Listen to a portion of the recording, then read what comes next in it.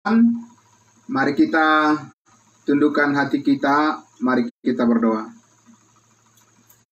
Terima kasih Allah Bapa di dalam surga, Tuhan yang penuh kasih setia, yang telah menyelamatkan kami sebagai motivasi terbesar bagi kami untuk memuliakan Tuhan, karena kami tahu Engkau begitu baik, Engkau rela berkorban bagi kami semuanya, sehingga oleh darah-Mu yang kudus kami disucikan dari segala kesalahan dan dosa kami. Terima kasih Tuhan Yesus, Engkau memberikan bagi kami semuanya semangat untuk sungguh-sungguh setia kepada amanat yang lebih agung yang Tuhan berikan bagi kami, amanat kasih karunia Tuhan, di mana Engkau menghendaki agar semua orang diselamatkan dan memperoleh pengetahuan akan kebenaran itu. Terima kasih Tuhan Yesus, diberkatilah semuanya saudara-saudara kami yang terus bersemangat, terus setia kepadamu, terus setia menghargai firman-Mu, dan terus setia menyaksikan, memberitakan kepada semua orang akan kasih sayang Tuhan melalui pengorbanan anak-Mu yang tunggal Yesus Kristus. Semua terberkati, semua diselamatkan, semua yang percaya kepadamu. Terima kasih Tuhan Yesus, kami akan melanjutkan lagi pembelajaran kami malam hari ini sebagai bagian dari ketaatan kami, kesungguhan kami kepada Tuhan. Kiranya hikmat dari surga senantiasa memenuhi hati setiap kami yang rela membuka pikiran kami untuk terus dipenuhi dengan kebenaran firman Tuhan. Kami bersyukur di dalam nama Tuhan Yesus kami berdoa. Haleluya. Amin. Amin. Terima kasih untuk saudara kita Albert Tobing ya, yang sudah bergabung dengan kita. Terima kasih atas kebersamaan kita. Tuhan memberkati dan juga semuanya malam hari ini saudara-saudaraku. Ya, terima kasih semuanya. Tanpa saya sebutkan lagi satu persatu, mari kita langsung saja memasuki penguraian pemberitaan untuk tema pembahasan kita.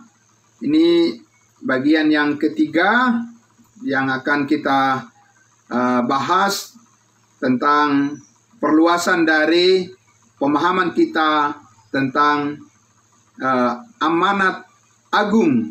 Ya sudah 2-3 kali kita sudah berturut-turut membahas ini, dan saya langsung saja di bagian saat ini mengajak kita untuk merenungkan lagi ya kebenaran firman Tuhan ini, yaitu kita tiba saatnya memahami sekarang bahwa amanat agung yang Tuhan percayakan kepada bangsa pilihan bangsa Israel itu adalah suatu perintah untuk memberitakan Injil Kerajaan Sorga, berbeda dengan amanat yang lebih agung yang Tuhan percayakan kepada hambanya Rasul Paulus untuk kita bangsa-bangsa lain, ya, yaitu bagaimana saat ini Tuhan mengaruniakan ya berkat kasih karunia-Nya kepada kita secara cuma-cuma melalui penebusan korban darah yang tunggal Yesus Kristus. Maka ya saya mengajak kita kembali untuk melihat bahwa ya minggu lalu saya sudah jelaskan Bapak Ibu Saudara, ya minggu lalu saya sudah jelaskan kepada Bapak Ibu Saudara bahwa meskipun Tuhan Yesus memberikan amanat agung kepada 12 muridnya. Siapa 12 muridnya? Petrus, Yohanes, dan seterusnya, tidak termasuk Rasul Paulus. Meskipun Tuhan Yesus pada saat setelah ia bangkit memberikan amanat agungnya kepada 12 muridnya, Tetapi itu tidak berhasil dilakukan. Ulang sekali lagi, tidak berhasil dilakukan sampai ke ujung bumi. Kenapa, Bapak Ibu Saudara? Karena di situ kita lihat, coba kita buka Kisah Para Rasul 1. Mari kita buka Kisah Para Rasul 1. Ya, Kisah Para Rasul 1. Mari, Bapak Ibu Saudara. Ayatnya yang saya baca dari ayatnya yang ke-6. Ya, mulai dari ayatnya yang ke-6. Ya, saya akan membacakan untuk kita semua. Kisah Para Rasul 1 ayatnya yang ke-8 sebetulnya fokus perhatian kita. Tetapi saya akan membacanya dari ayat 6. Ya, di situ judulnya Yesus terangkat ke sorga. Maka bertanyalah mereka yang berkumpul di situ. Siapa yang berkumpul di situ? Mereka, Bapak Ibu Saudara, itu adalah murid-murid Yesus Kristus, ya. Petrus, Yohanes dan seterusnya. Pertanyaannya apa? Tuhan, maukah Engkau pada masa ini memulihkan kerajaan bagi siapa? Bagi seluruh umat manusia di dunia? Tidak. Bagi seluruh orang Kristen? Tidak. Tidak ada dikatakan situ. Ya, dikatakan situ kepada siapa? Maukah Engkau pada masa ini, pada saat itu, ya, memulihkan kerajaan bagi bangsa Israel? Kita bangsa Israel atau bukan, Bapak Ibu? Bukan. Ya, jadi nggak boleh ngaku-ngaku bangsa Israel. Bangsa Israel itu jelas 12 suku. Kita punya suku masing-masing di luar daripada 12 suku Israel. Jadi mereka membayangkan bahwa kerajaan surga itu akan Tuhan dirikan kepada siapa? Di tengah-tengah siapa? Bukan di tengah-tengah bangsa-bangsa lain, tidak. Ya, kepada bangsa Israel. Nah, kemudian ya, jawab Tuhan dikatakan apa? Jawabnya, engkau tidak perlu mengetahui masa dan waktu yang ditetapkan Bapa sendiri menurut kuasanya. Yesus tidak menjawab iya atau tidak. Ya, cuma Tuhan katakan bahwa itu masih dirahasiakan, artinya apakah saat itu tergantung pada respon bangsa Israel atas kesaksian daripada Roh Kudus pada mereka menerima atau tidak. Tetapi kita tahu mereka menerima atau tidak? Tidak menerima. Dari mana kita tahu bangsa Israel tidak menerima kesaksian Roh Kudus? Mereka membunuh Stefanus yang dipenuhi dengan Roh Kudus. Ya, jadi mereka tidak menerima kesaksian daripada Roh Kudus itu sebagai persyaratan bagi bangsa Israel untuk mereka dipulihkan sebagai bangsa kerajaan Allah di bumi, kerajaan sorga. Ayat 8, tetapi kamu akan apa? Kamu akan menerima kuasa kalau Roh Kudus turun ke atas kamu. Sudah turun belum? Pada saat murid-murid ini sudah percaya, sudah turunkah Roh Kudus itu? Belum. Belum Bapak Ibu Saudara, ya. Itu bedanya amanat agung bagi bangsa Israel dengan kita saat ini, amanat kasih karunia bagi bangsa-bangsa lain. Karena kita bukan menantikan turunnya Roh Kudus. Amin. Tapi ketika kita percaya, Efesus 1 ayat 13, dimeteraikan dengan Roh Kudus. Bukan menanti-nantikan Roh Kudus, ya. Tapi amanat agung bagi bangsa Israel, mereka menantikan Roh Kudus. Kalau Roh Kudus turun ke atas kamu, dan kamu akan menjadi saksiku, saksi Tuhan di mana? Di Yerusalem. Kemudian setelah itu di seluruh Judea. Kalau itu berhasil, baru ke Samaria. Kalau berhasil, barulah sampai ke ujung bumi. Pertanyaannya, berhasil enggak? Ya, berhasil enggak pemberitaan Injil Kerajaan Surga dengan urutan-urutan seperti Kisah 1 ayat 8 ini? Tidak. Kenapa? Karena di tengah-tengah bangsa Israel saja itu sudah mentok. Mentoknya bagaimana? Orang Israel sudah menolak kesaksian Roh Kudus. Bagaimana mereka bisa pergi ke bangsa lain? Ya, karena itu persyaratannya. Itu yang Yesus katakan, biarlah anak-anak kenyang dahulu, ya, barulah roti itu dibagikan kepada bangsa-bangsa lain. Biarlah anak-anak kenyang lebih dahulu, yaitu siapa itu anak-anak? Anak-anak kerajaan surga. Siapa itu? Yaitu orang-orang percaya dari keturunan Abraham, Ishak, dan Yakub. Ya, Bapak Ibu Saudara. Tapi apakah mereka menerima kesaksian Roh Kudus? Tidak. Makanya Bapak Ibu Saudara, kita lihat bahwa Tuhan akhirnya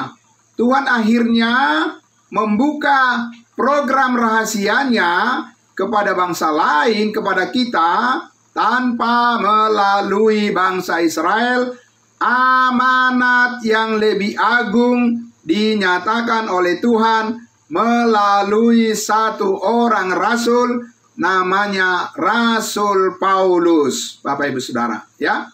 Kenapa 12 rasul membawa amanat agung bagi bangsa Israel? Karena bangsa Israel itu 12 suku, maka rasulnya pun 12. Kenapa satu orang rasul bagi kita bangsa lain yang membawa amanat yang lebih agung? Karena kita adalah tubuh Kristus, satu tubuh, yaitu tubuh Kristus yang surgawi, ya. Nah, saya mau mengajak kita untuk melihat dulu bagaimana perbedaan yang sangat jelas sekali Tuhan buat, ya, bukan kita yang membuat, Tuhan buat, Tuhan nyatakan bagaimana membawa amanat agung kepada bangsa Israel.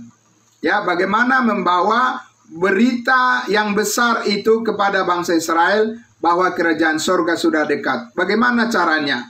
Kita lihat di Kisah Para Rasul 2 ayatnya yang ke-30, ayatnya yang ke-38.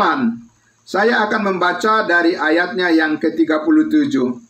Ya, Kisah Para Rasul 2. Silakan dibuka Bapak Ibu Saudara Alkitabnya. Kita lihat di dalam Kisah Para Rasul 2 ayatnya yang kita 38, tapi akan saya baca dari ayat 37. Ya, ini adalah khotbah daripada Petrus di hari Pentakosta, bukan? Ya, ayat 37. Ketika mereka mendengar hal itu, ya, mendengar khotbahnya Petrus, hati mereka sangat terharu. Siapa mereka? Orang-orang Israel, ya, bukan bangsa-bangsa lain. Lalu mereka bertanya kepada Petrus dan rasul-rasul yang lain. Apa pertanyaannya? Apakah yang harus kami perbuat, saudara-saudara?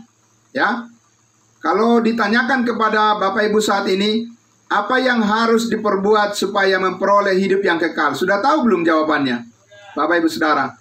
Sudah bisa belum membimbing orang kepada keselamatan melalui amanat yang lebih agung? Sudah belum? Ya, harus ya, Bapak Ibu Saudara ya. 1, 2, 3, 4 ya. Jadi harus itu ya, Bapak Ibu Saudara. Dan sekarang kita lihat dulu amanat agung bagi bangsa kerajaan Israel. Bagaimana cara membawa amanatnya? Ya, amanat agungnya ayat 38. Ayat 38. Jawab Petrus kepada mereka, kepada orang-orang Israel. Jawabnya apa? Bertobatlah dan hendaklah kamu masing-masing memberi dirimu dibaptis dalam nama Yesus Kristus. Untuk apa? Untuk pengampunan dosamu. Maka kamu akan menerima karunia Roh Kudus. Lihat bedanya Bapak Ibu Saudara. Kalau saudara memahami amanat agung kasih karunia saat ini, pasti tahu perbedaannya. Perbedaannya di mana? Kepada bangsa Israel itu mereka diminta untuk apa? Untuk melakukan pertobatan. Ya, pertobatan. Kenapa mereka harus melakukan pertobatan, Bapak Ibu Saudara? Karena mereka sudah menyalibkan raja mereka, menyalibkan Yesus Kristus. Dosa paling besar yang dilakukan oleh bangsa Israel adalah menyalibkan Mesias, menyalibkan Yesus Kristus sebagai Raja mereka, maka mereka tersandung atas penyaliban itu. Maka Petrus mengatakan apa? Bertobatlah, dan hendaklah kamu masing-masing memberi dirimu dibaptis dalam nama Kristus. Untuk apa ini? Untuk pengampunan dosa, Bapak Ibu Saudara. Jadi harus ada yang mereka lakukan. Nah, kalau kita bandingkan nanti dengan amanat yang lebih agung, yaitu amanat kasih karunia, Bapak Ibu Saudara, Paulus sudah mengatakan, sebab karena kasih karunia kamu diselamatkan melalui iman, itu bukan hasil usahamu, tetapi pemberian Allah. Ya, tidak ada sesuatu yang harus kita perbuat, ya, untuk kita bisa menerima kasih karunia Allah itu, kecuali hanya satu saja, yaitu apa? Menerima dengan iman. Kalau bangsa Israel itu beda, ya, mereka harus melakukan sesuatu untuk mereka bisa mendapat pengampunan dosa, ya. Sedangkan kita hanya percaya saja, ya, kita tahu semua dosa kita sudah diampuni oleh Tuhan. Di mana? Di atas kayu salib di Bukit Kalvari. Maka kamu akan menerima karunia Roh Kudus, ya. Barulah Roh Kudus turun atas mereka. Itulah amanat kerajaan sorga untuk bangsa Israel. Sedangkan kita, dikatakan di Efesus pasal 1, siapa kita? Kita tubuh Kristus, yaitu orang-orang percaya dari bangsa-bangsa lain. Ya, di masa zaman kasih karunia ini, ketika kita percaya, langsung dimeteraikan dengan Roh Kudus. Roh Kudus tinggal di dalam kehidupan kita secara permanen. Jadi itulah amanat yang lebih agung yang kita peroleh, lebih daripada yang sebelumnya, ya, dimiliki oleh bangsa Israel. Kenapa lebih? Lebih karena apa yang dijanjikan kepada bangsa Israel itu akhirnya menjadi tertunda karena kesalahan atau dosa yang besar yang mereka lakukan. Sementara kesalahan mereka menyalibkan Yesus Kristus menjadi batu sandungan dan tertundanya amanat agung bagi bangsa Israel, ya, dan juga melalui mereka bangsa lain juga seharusnya, ulang sekali lagi, seharusnya bangsa-bangsa lain akan beroleh keselamatan melalui bangsa Israel seandainya mereka menerima amanat agung, yaitu ketika Roh Kudus menyaksikan akan mujizat-mujizat Tuhan. Kalau orang Israel menyambutnya, maka Tuhan akan memulihkan keadaan mereka, dan melalui bangsa Israel, bangsa-bangsa di bumi akan beroleh berkat seperti yang dijanjikan kepada Abraham, Ishak, dan Yakub. Tapi hal itu tidak terjadi atau tidak bisa dilaksanakan karena apa? Karena bangsa pilihan itu menolaknya. Nah, sekaranglah kitalah orang yang sangat diberkati oleh Tuhan. Amin. Sekarang kitalah orang-orang yang menjadi fokus perhatian daripada Allah kita saat ini, karena kepada kita dipercayakan amanat yang lebih agung. Nah, bagaimana itu kita mengerti, Bapak Ibu Saudara? Kita akan melihat lagi di dalam Roma pasal 3. Mari kita lihat di dalam Roma pasal 3. Bapak Ibu Saudara, kita akan membaca ini sebagai berita yang begitu sangat populer ya, karena ini adalah berita yang paling agung saat ini untuk disampaikan kepada seluruh umat manusia. Di ayatnya yang ke-24, ya, ayat 24. Oke. Dan oleh kasih karunia telah dibenarkan dengan apa? Dengan cuma-cuma karena penebusan dalam Kristus Yesus. Bagi bangsa Israel tidak ada pemberitaan seperti ini, bahwa mereka dibenarkan cuma-cuma tanpa melakukan hukum Taurat. Tidak ada. Mereka harus melakukan sesuatu. Kita sudah lihat tadi di Kisah Para Rasul 2. Mereka harus melakukan pertobatan mereka, dan mereka juga harus memberikan diri mereka dibaptis, dan mereka juga harus menanti-nantikan turunnya Roh Kudus. Tetapi kepada kita, Bapak Ibu Saudara, sekarang ini amanat agung, amanat yang lebih agung, kasih karunia Allah, sekaligus kita menerimanya ketika kita percaya, karena Tuhan mengaruniakan itu sebagai kasih karunia yang berabad-abad lamanya tersembunyi di dalam Allah, tetapi saat ini dibukakan kepada kita melalui firman kasih karunia-Nya. Jadi kita dibenarkan dengan cuma-cuma karena penebusan oleh darah Kristus Yesus. Baik, sekarang saya ajak kita untuk melihat Galatia pasal 2. Lagi kita lihat Galatia pasal 2, Bapak Ibu Saudara. Galatia pasal 1 maksud saya, ya. Galatia pasal 1, kita lihat Galatia pasal 1 ayatnya yang ke-11 dan 12. Galatia pasal 1 ayat 11 dan 12. Oke? Ya. 11 dan 12. Sudah semuanya? Ayat 11. Sebab aku menegaskan kepadamu saudara-saudaraku bahwa Injil yang kuberitakan itu bukanlah Injil manusia. Ayat 12, karena aku bukan menerimanya dari manusia. Kita tahu Rasul Paulus belakangan diselamatkan setelah 12 rasul itu sudah melayani bangsa Israel, bukan?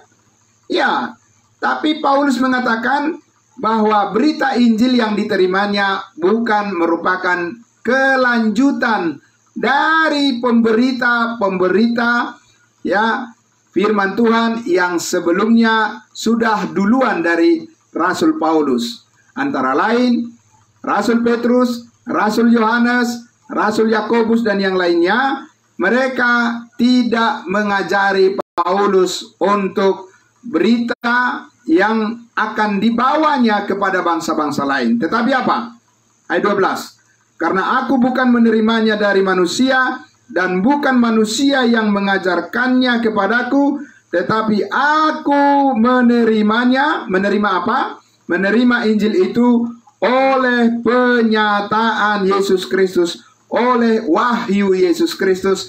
Jadi di mana Paulus menerima berita Injil kasih karunia itu? Di mana Bapak Ibu Saudara?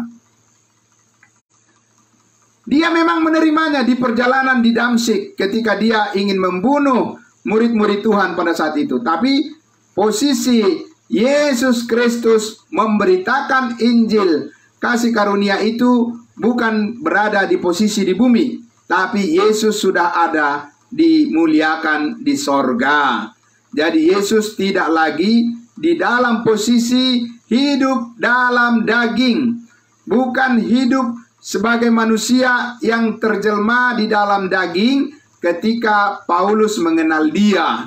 Tapi Paulus mengenal Yesus Kristus yang sudah mati, dikuburkan, dan bangkit, bahkan sudah naik ke surga. Amin. Itulah Bapak Ibu Saudara. Maka berita amanat agung yang lebih agung yang kita peroleh di dalam 2 Korintus pasal 5, mari kita lihat. Inilah hebatnya, inilah dahsyatnya, luar biasanya. Berita yang paling besar yang saat ini dibutuhkan manusia adalah amanat yang lebih agung yang disampaikan oleh Rasul Paulus kepada kita, bangsa-bangsa lain, di dalam 2 Korintus pasal 5. 2 Korintus pasal 5, ayatnya mulai dari ayatnya yang ke-16, kita akan membaca sampai ayatnya yang ke-21. Oke, sudah siap Bapak Ibu? Ready? Ya, siap ya? Ayatnya yang ke-16 dari 2 Korintus pasal 5. Ya, perhatikan baik-baik Bapak Ibu Saudara. Saya membaca ayat ini Bapak Ibu Saudara berpuluh-puluh kali. Saya semakin diteguhkan, semakin dikuatkan oleh firman Tuhan ini. Karena memang inilah inti daripada pemberitaan yang sebenar-benarnya untuk menjadi jalan keselamatan bagi semua orang. Apabila kita bisa mengerti amanat yang lebih agung ini kepada sesama kita, kepada semua orang yang terhubung dengan kita. Mari kita lihat, kita pahami dulu dengan baik, ya. Ayatnya yang ke-16 dikatakan, Sebab itu kami tidak lagi menilai seorang juga pun, ya, tidak dapat menilai lagi setiap orang pun menurut ukuran apa? Menurut ukuran manusia. Dan jika kami pernah menilai Kristus menurut ukuran manusia, bagaimana menilai Kristus menurut ukuran manusia, Bapak Ibu Saudara? Ya, menilai Kristus menurut ukuran manusia adalah ketika dia menjadi manusia di dunia ini, yaitu manusia yang hidup di bawah hukum Taurat, ya. Yesus Kristus yang memenuhi tuntutan hukum Taurat. Ya, itulah ketika kita ingin menilai manusia yang sempurna, itu adalah ada di dalam pribadi Yesus Kristus, di dalam wujud tubuhnya sebagai manusia. Ya. Nah, tetapi Paulus katakan apa? Dan jika kami pernah menilai Kristus menurut ukuran manusia, sekarang kami tidak lagi menilainya demikian. Kenapa, Bapak Ibu Saudara? Ya, kenapa? Karena Kristus sudah bangkit dari antara orang mati, dan dia sudah naik ke surga. Dia sudah menang atas maut, dia sudah menang atas segala dosa, dia sudah menyempurnakan tuntutan daripada hukum Taurat itu, sehingga sekarang dia tidak bisa dinilai lagi berdasarkan nilai-nilai daripada penampilan akan ketaatan pada hukum Taurat. Tidak lagi, ya. Lalu apa? Ayatnya yang ke-17. Jadi siapa yang ada di dalam Kristus Yesus, ya? Siapa yang ada di dalam Kristus Yesus? Siapa yang ada di dalam Kristus Yesus? Yang ada di dalam Kristus Yesus adalah setiap orang yang percaya Yesus mati mengampuni segala dosa, dan ketika percaya langsung dimeteraikan dengan Roh Kudus, dan Roh Kudus membaptiskan orang itu yang percaya ke dalam tubuh Kristus, menjadi bagian dari tubuh Kristus secara permanen. Ulang sekali lagi, ya, menjadi bagian dari tubuh Kristus secara permanen ketika Roh Kudus mengambil orang percaya itu dan dibaptiskan menjadi anggota tubuh Kristus. Itulah yang disebut dengan manusia baru, ya. Orang-orang yang percaya itulah yang disebut dengan ciptaan baru. Yang lama sudah berlalu, sesungguhnya yang baru sudah datang. Nah, yang baru inilah, manusia baru inilah, Bapak Ibu Saudara, yang diciptakan oleh Allah di dalam kekudusan Yesus Kristus inilah memiliki suatu tugas yang besar. Tugas amanat yang besar untuk menyampaikannya kepada semua orang saat ini. Apa tugasnya, Bapak Ibu Saudara? Apa yang harus disampaikan? Apa yang harus dikerjakan? Apa yang harus diberitakan, Bapak Ibu Saudara? Kita lihat di ayatnya yang ke-19, ayat 19. Sebab Allah mendamaikan dunia dengan dirinya oleh siapa? Oleh Kristus. Dengan cara bagaimana? Dengan cara tidak memperhitungkan pelanggaran mereka. Haleluya, puji Tuhan. Begitu banyak pelanggaran, begitu banyak dosa, begitu banyak kejahatan yang dilakukan oleh umat manusia di seluruh dunia ini. Tapi sekarang Tuhan mengajak semua orang untuk berdamai dengan dirinya. Dengan cara Tuhan menawarkan, Dia tidak memperhitungkan kesalahan manusia itu lagi. Betapapun besar dosanya, betapa jahat pun, betapa keji dan kejam pun manusia itu, tetap Tuhan menawarkan apa? Mari berdamai, kata Tuhan. Mari berdamai dengan aku. Aku tidak mengingat lagi dosa-dosamu. Aku tidak memperhitungkan lagi segala kesalahanmu. Kalau kita tanya, kenapa Bapak Ibu Saudara Tuhan tidak memperhitungkan, apakah memang tidak ada kesalahan manusia itu? Bapak Ibu Saudara, dunia ini Paulus katakan, ini adalah dunia yang jahat. Ya, tapi Tuhan sekarang di dalam dunia yang jahat ini, Tuhan membawa kabar baik, menyatakan kabar kasih karunia dengan tidak memperhitungkan pelanggaran manusia itu lagi. Bapak Ibu Saudara, kenapa? Karena Tuhan sudah memperhitungkan, sudah mempertaruhkan, sudah menimpakan, sudah mengangkut semua dosa umat manusia dan dipertanggungkan kepada Yesus Kristus di atas kayu salib. Tubuhnya lah yang memikul semua dosa umat manusia, sehingga waktunya lah sekarang untuk berdamai dengan Tuhan. Amin. Itulah berita yang paling agung Bapak Ibu Saudara-saudara. Ya, daripada kita terus mengajak orang lain untuk melakukan ini, melakukan itu, jangan ini, jangan itu, harus begini, harus begitu. Perbuatan semua yang disampaikan Bapak Ibu Saudara, seolah-olah keselamatan itu sekarang adalah karena usaha perbuatan baik manusia. Tidak, Bapak Ibu Saudara. Ya, beritakanlah berita keselamatan yang diberikan Tuhan dengan cuma-cuma. Itulah yang dibutuhkan oleh semua umat manusia saat ini, Bapak Ibu Saudara. Karena Tuhan, karena Allah paling menghargai pekerjaan yang dilakukan anaknya yang tunggal ketimbang dibanding daripada pekerjaan manusia yang hebat-hebat itu. Amin. Tuhan lebih terpesona, Allah Bapa lebih terpesona kepada apa yang dilakukan oleh anaknya yang tunggal di atas kayu salib, ketimbang daripada prestasi-prestasi yang hebat yang manusia lakukan di dunia ini, tapi itu tidak didasarkan pada kebenaran yang sejati, yaitu pekerjaan Kristus yang sudah selesai. Bapak Ibu Saudara, karena itulah dikatakan di situ di ayatnya yang ke-20, ya, jadi kami ini adalah utusan-utusan Kristus, seakan-akan Allah menasehati kamu dengan perantaraan kami. Dalam nama Kristus kami meminta kepadamu, apa? Berilah dirimu didamaikan dengan Allah. Amin. Itulah berita amanat yang paling agung, pemberitaan yang harus kita sampaikan kepada orang lain.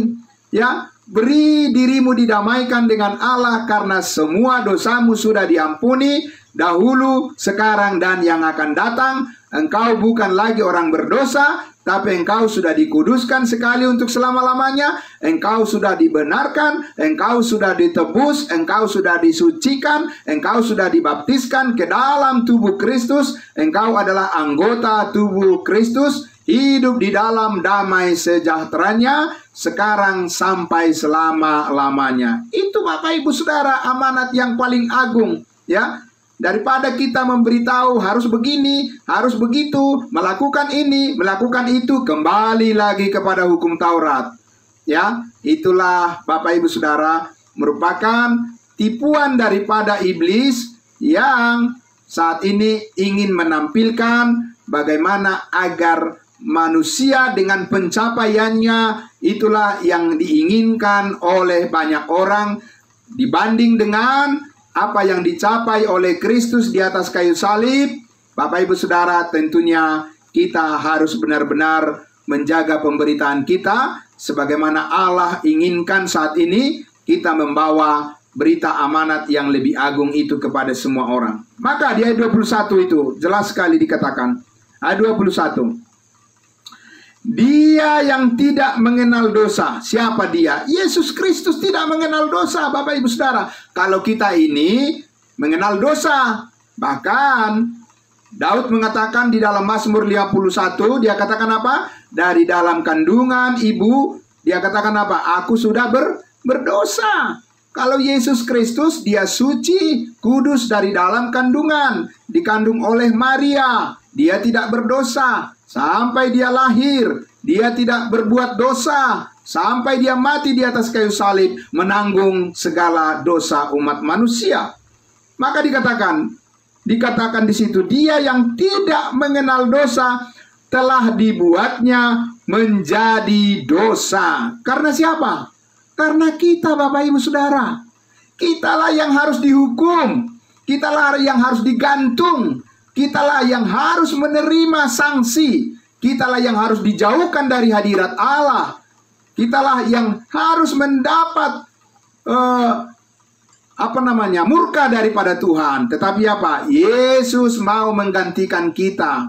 Luar biasa Bapak Ibu Saudara, kasih yang suci daripada Yesus Kristus. Dia rela dijadikan dosa karena kita, supaya apa? Supaya di dalam Yesus kita dibenarkan oleh Allah. Jadi benar. Amin. Luar biasa Bapak Ibu Saudara. Kalau kita melihat diri kita, apa sih yang mau kita banggakan bahwa kita bisa menjadi orang benar? Dari mana benarnya Bapak Ibu Saudara? Kita lihat hidup kita setiap hari Bapak Ibu Saudara. Ya, apa iya bisa kita jadi orang benar dengan perilaku kita setiap hari, atau perilaku manusia setiap hari, perilaku masyarakat setiap hari? Nggak bisa jadi benar. Ya kan? Bahkan orang cenderung menjadi orang yang tidak benar. Tapi di dalam Yesus Kristus kita menjadi orang benar. Haleluya. Banggalah kita punya identitas sebagai anggota tubuh Kristus. Banggalah kita punya identitas sebagai orang-orang kudusnya Tuhan. Banggalah kita punya identitas bahwa di dalam Kristus kita sudah disempurnakan, sudah dikuduskan sekali untuk selama-lamanya. Maka dengan itu Bapak Ibu Saudara, kita sekarang dikatakan oleh Rasul Paulus supaya kita bertekun di dalam pemberitaan Injil Kristus. Dan ini akan saya ajak saudara-saudara melihat bagian yang terakhir dalam penguraian saya ini, dari surat Filipi pasal 1. Mari kita lihat surat Filipi pasal 1 sebagai contoh teladan jemaat yang sangat-sangat memberikan sukacita yang besar di dalam hal konsistensi mereka, dalam hal tugas memberitakan amanat yang paling agung, yaitu berita tentang keselamatan hidup yang kekal di dalam Kristus Yesus berdasarkan kasih karunia-Nya, pengampunan segala dosa satu kali untuk selama-lamanya.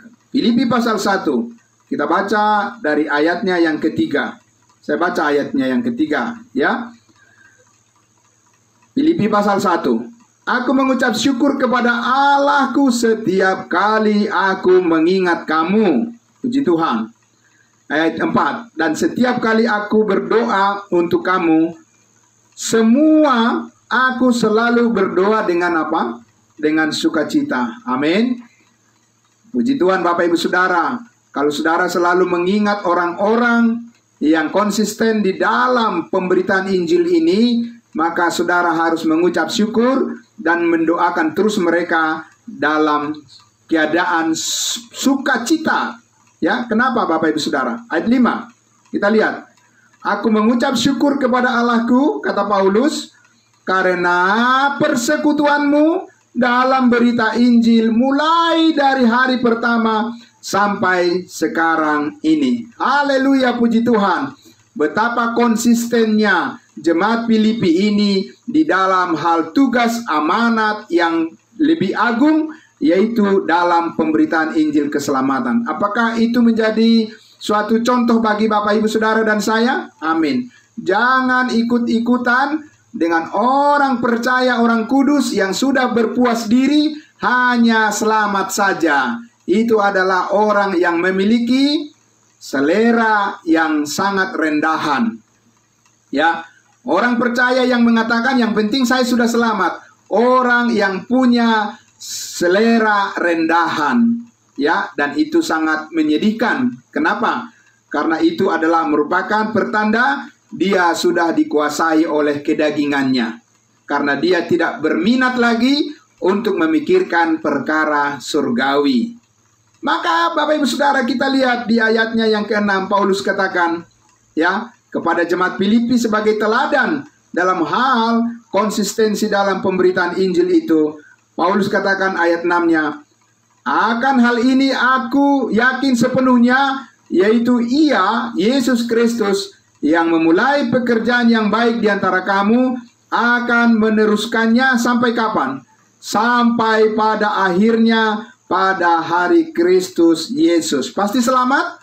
Pasti Bapak Ibu Saudaraku. Pasti menerima upah yang besar? Pasti menerima upah yang besar. Orang-orang yang terus setia di dalam pemberitaan Injil kasih karunia Allah, dia pasti menerima upah yang besar dari surga, dari Tuhan Yesus ketika berjumpa nanti dengan Sang Pemilik hidup kekal itu, yaitu Yesus Kristus Tuhan kita. Itulah kerinduan kita bersama. Tidak ada yang lain lebih daripada itu. Maka di ayat 7 dikatakan, memang sudahlah sepatutnya aku berpikir demikian akan kamu semua, sebab kamu ada di dalam hatiku, oleh karena kamu semua turut mendapat bagian dalam kasih karunia Allah yang diberikan kepadaku, baik pada waktu aku dipenjarakan maupun pada waktu aku membela dan meneguhkan berita Injil. Bapak Ibu Saudara, itulah jemaat Filipi, dimanapun Rasul Paulus selalu didukung oleh mereka untuk terus dapat memberitakan Injil kasih karunia Allah. Apakah Paulus di penjara? Apakah Paulus sedang bebas memberitakan di berbagai kota?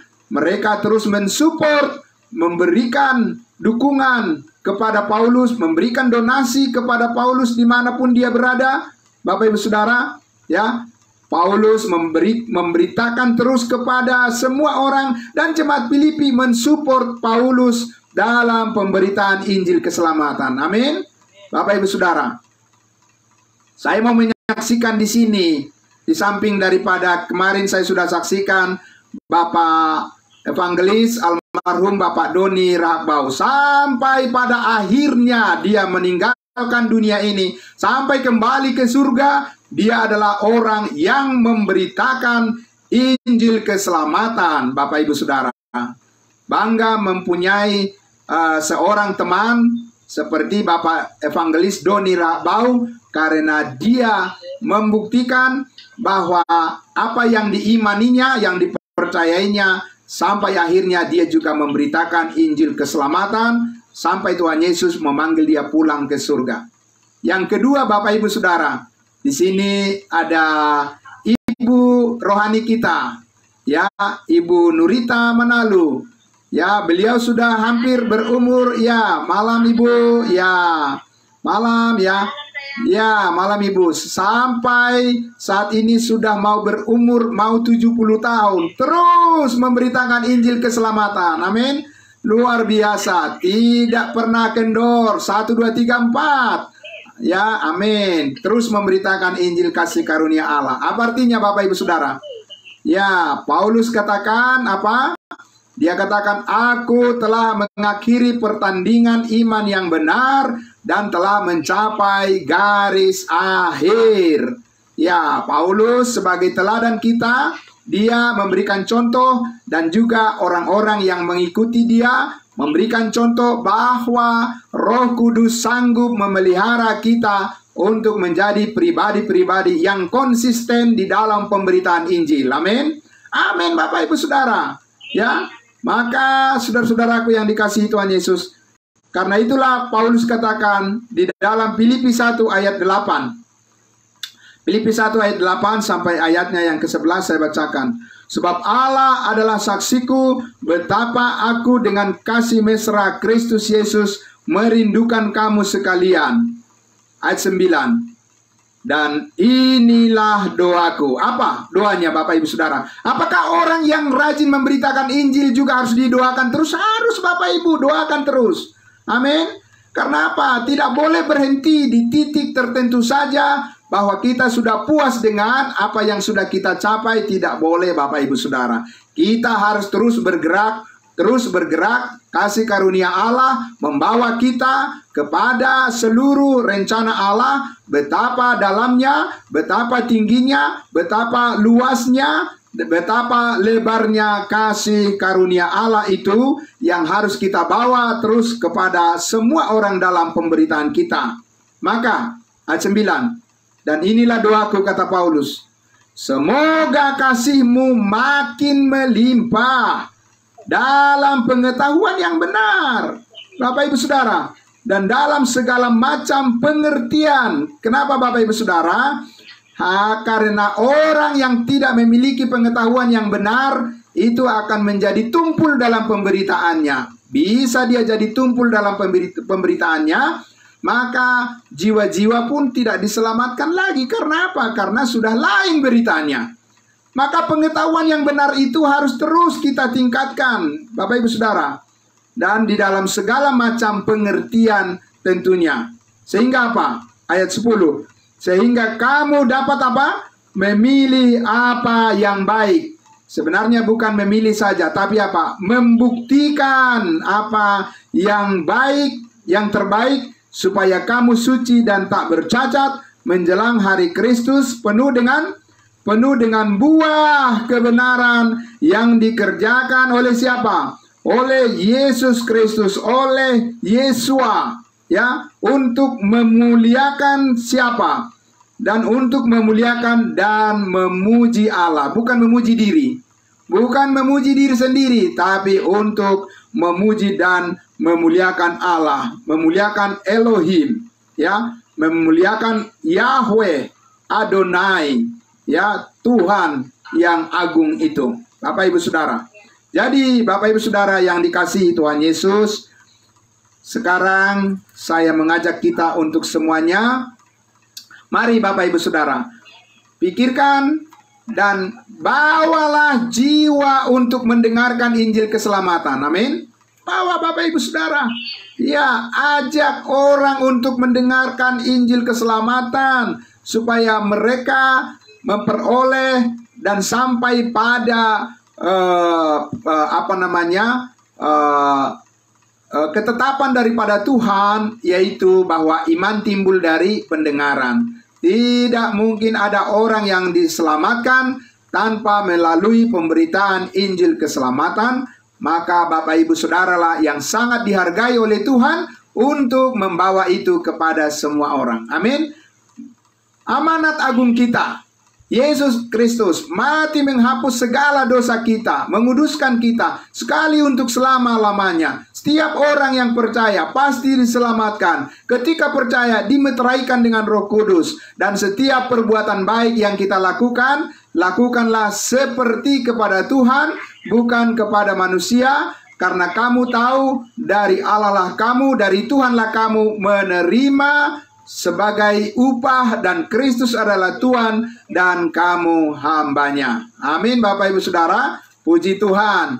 Nah, karena itu mari saya ajak kita untuk berdoa bersama, dan kiranya berkat Tuhan pada malam hari ini melalui diskusi kita tentang amanat yang lebih agung, kita terus bersemangat menyampaikannya kepada semua orang, dan besarlah upahmu di sorga. Mari kita berdoa, Bapak Ibu Saudara. Bapa di dalam surga, terima kasih. Kami sangat bersyukur ya Tuhan.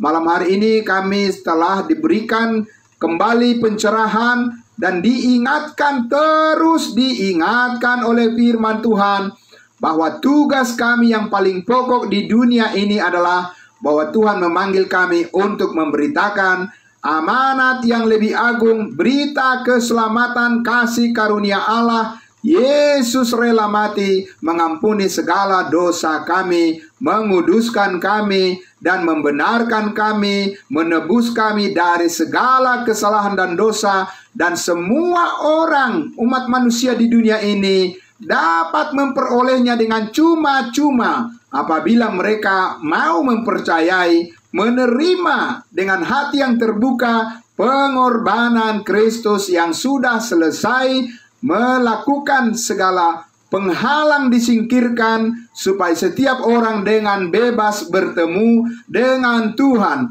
bertemu dengan Allah yang Maha Kasih, bertemu dengan Yahweh Elohim, untuk memperoleh hidup yang kekal dan berkat surgawi yang Engkau nyatakan, Engkau berikan, karuniakan di dalam Kristus Yesus sekarang dan sampai selama-lamanya. Maka damai sejahtera Allah dari Bapa di surga, dari Yesus Kristus, dan juga persekutuan di dalam Roh Kudus itulah yang memberkati kita dari sekarang sampai selama-lamanya, sampai Maranatha. Tuhan Yesus datang di awan-awan menjemput kita semua. Haleluya, amin. Amin. Terima kasih Bapak Ibu semua, saudaraku, ya, yang di live streaming. Tuhan memberkati semuanya. Dan kita akan masuk pada sesi diskusi, sharing kita, berbagi pengalaman, saudara-saudara yang ada di live streaming ataupun yang di live streaming Facebook maupun di YouTube. Bapak Ibu sekalian bisa bergabung dengan link Zoom kita, ya. Apabila Bapak Ibu Saudara berkenan untuk masuk, silakan bisa masuk ke dalam link Zoom kita yang sudah dibagikan di Facebook. Terima kasih, Tuhan memberkati. Shalom.